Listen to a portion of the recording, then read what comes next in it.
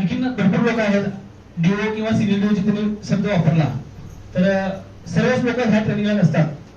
Do training असेल, senior डीओचं training असेल, तेवढी लोक असतात. जी नवीन लोक येतात ती येतात, त्यांना हँडल करण्यासाठी काही ठराविक लोक आम्ही इथे जे असतो त्यांच्या माध्यमातून तुम्हाला ते शेअरिंग इथं ऐकायला मिळणार आहे. तसं जर ऐकायचं म्हटलं तर असे अनेक लोक असे आहेत की जी ऑलरेडी करोडपती होती, अरबपती होती, पण एक समाधान नव्हतं त्यांच्या आयुष्यात, एक सुकून नव्हता, एक शांती नव्हती, म्हणून त्याने हा मार्ग निवडला की चला एक समाजकार्य आपण करूया. पैशासाठी नाही, पण त्यातशिवाय तो वेगळा अनुभव आला. काही लोक झिरो होते, मायनस मध्ये पण होते, कर्ज बांधले होते, त्यांनी सुद्धा हा मार्ग निवडला. ती झिरो स्टेप बाय स्टेप ह्या माध्यमातून चांगल्या पद्धतीने त्याचा अर्निंग पण चालू आहे. असे अनेक लोक आहेत. सगळ्यांचं ऐकायला म्हणजे थोडा वेळ आपल्याला मिळणार नाही, पण ठराविक मुश्किल लोकांना आपण इथं बोलू.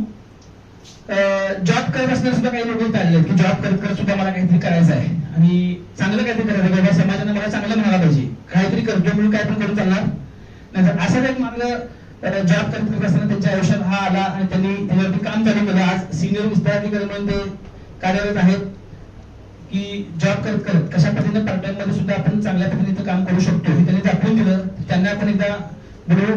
Please welcome mister Namdev Mane साहेब.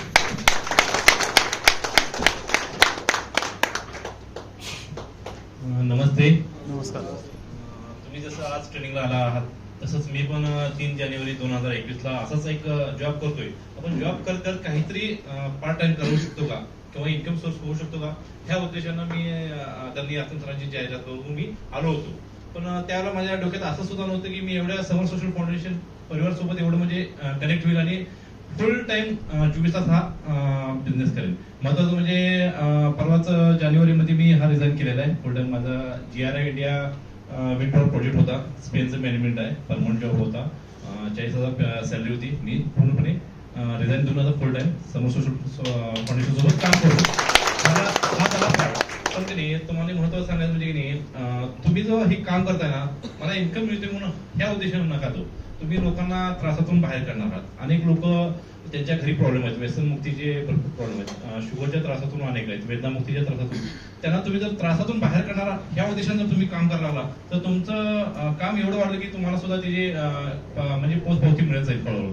कारण का अनेक आज समाजात तुम्ही बघता की व्यसनमुक्ती. आता परवाच एक व्हिडिओ आला होता पुण्याच्या सिंहगडवरील 2 मुली पूर्णपणे ड्रिंक करून हे झालं त्या सकाळची व्यस्त. ही आताची तरुणाईची विदारक सत्यता आहे. मग असे अनेक म्हणजे आताचा जो तरुणाई जो आहे ना, आपली जी भारताची सक्षम पिढी म्हणतो, ज्याला आपण भारताचं भविष्य म्हणतो, ती आज व्यसनाकडे एवढ्या पहिल्यानं वळलेलं आहे. आजचं सिटीचं जर बघितलं ना तर खूप म्हणजे दारू पिणं किंवा हे करणं व्यसन म्हणजे फॅशन समजलं म्हणजे एक चांगलं स्टेटस समजलं. पण ते स्टेटस तुमच्या परिवाराला किंवा तुमच्या समाजात किती विघातक प्रतिक्रिया न्यायला हे मात्र कोणालाच काही लक्षात येत नाही. आजकाल खूप मोठ्या मोठ्या सिटीमध्ये किंवा ह्याच्यामध्ये ड्रिंक करणं, त्यानंतर तुमचे चरस गांजा रेव पार्टी वगैरे असतात किंवा इतर गोष्टी असतात, ते फार म्हणजे समाजात किती आता अंधात्मय देशाकडे न्यायला लागले हे फार विचारायची करण्याची गोष्ट आहे. आज तुम्ही जर बघितला तर खूप खूप मोठे मोठे हिरो सलमान खान, शाहरुख खान, अक्षय कुमार, अजय देवगण जे विमल खायचे ऍड करतात. तर असं काही आहे का बघा जगात म्हणजे आपलं सरकार की जेणेकरून व्यसनमुक्त होऊ नये किंवा व्यसनमुक्त तरुणाई व्हावी यासाठी काय करतंय का बघा. लॉकडाऊन झाला होता, एवढं सगळी काही गोष्टी होत्या, पण दारू मात्र लगेच चालू केली सरकार का, आता त्यांना कर पाहिजे होता. हा, मग ही फार विचित्र गोष्ट आहे ना. मग हे आपण आहे ना, आपल्याला आता तुम्ही खूप नशिबान आहात की या प्लॅटफॉर्मवर आलेला आहात. आपण समर सोशल फाउंडेशन सोबत तुम्हाला एक चांगली संधी मिळालेली आहे.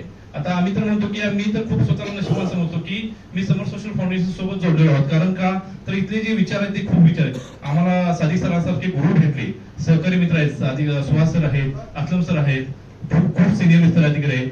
त्यांच्या माध्यमातून आपण लोकांना चांगलं करणं ही मोठी संधी मिळणं ही फार मोठी गोष्ट आहे. पण नुसतं आमचं सर असं सांगत की बाबा तुम्ही इन्कम करा, त्यासोबत 6 स्तंभावरती पण तुम्हाला घडवण्याचा प्रयत्न करतात. शारीरिक, मानसिक, कौटुंबिक, आर्थिक, सामाजिक. त्या बाजूने तो माणूस चांगला झाला पाहिजे. आमच्या सरांचे विचार असं नाही की बाबा जावा मार्केटला हे करा, नाही, तुम्ही पहिला माणूस व्हा, चांगले हे करा, तुमचे विचार चांगले करा, मग त्यानंतर तुम्ही हे करा. ही तर ज्यावेळेला आम्ही आलो ना त्यावेळेला मग निसर्ग, माणुसकी, तत्व कशी असतात काय ह्या गोष्टी सगळ्या कळतात. माझी तुम्हाला हीच विनंती आहे की तुम्ही पण पूर्णपणे विचार करून चांगल्या पद्धतीनं कामाला सुरुवात करावी. धन्यवाद.